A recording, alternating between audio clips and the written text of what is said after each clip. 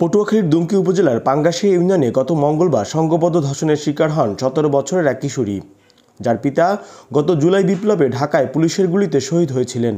এ ঘটনায় বুধবার দুমকি থানায় অভিযোগ দাখিল ও পরবর্তীতে মামলা দায়েরের পর এ বিষয়ে সারা দেশে চাঞ্চল্যের সৃষ্টি হয়। নির্যাতনের শিকার কিশোরীকে চিকিৎসার জন্য পটুয়াখালী মেডিকেল কলেজ হাসপাতালে ভর্তি করা হয়। আর থানায় মামলা দায়েরের পর প্রধান আসামি সিফাত অভিযুক্ত সহ দুইজনকেই গ্রেপ্তার করেছে পুলিশ।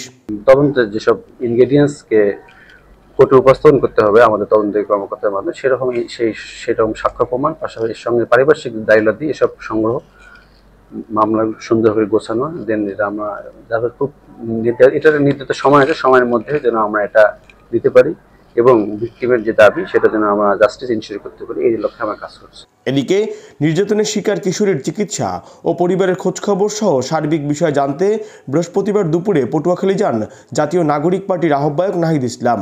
এ সময় তিনি এ ঘটনায় সর্বোচ্চ শাস্তি নিশ্চিত করতে আইনের সংশোধনের বিষয়ে সরকারের কাছে দাবি জানান। ক্ষুব্ধ প্রতিক্রিয়া জানান জাতীয় নাগরিক পার্টির জ্যেষ্ঠ যুগ্ম সদস্য সচিব ডক্টর তাসনিম জারা।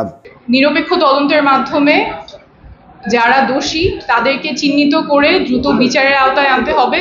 বিগত বছরগুলোতে যেমন বিচারহীনতার সংস্কৃতি ছিল, সেটা থেকে আমাদের বের হতেই হবে।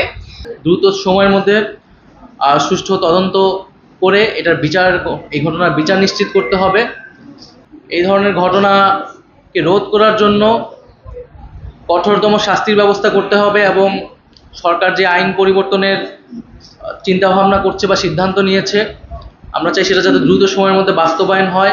অন্যদিকে নির্যাতিত পরিবারের চিকিৎসা ও আইনি বিষয়ে সহায়তার জন্য বৃহস্পতিবার দুপুরের পর কেন্দ্রীয় বিএনপির একটি প্রতিনিধি দল হাসপাতাল পরিদর্শন করে এবং চিকিৎসার খোঁজখবর নেয়। রাতে নির্যাতিত পরিবারের সাথে কথা বলেন বিএনপির ভারপ্রাপ্ত চেয়ারম্যান তারেক রহমান।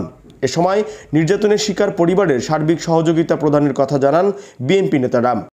যখন গণমাধ্যমে বিষয়টি এসছে, তখন থেকেই দলের ভারপ্রাপ্ত চেয়ারম্যান দেশনায়ক তারেক রহমান আমাদেরকে এবং জেলা বিএনপিকে বিষয়টি দেখার জন্য এবং তার পাশে দাঁড়ানোর জন্য নির্দেশ দিয়েছেন।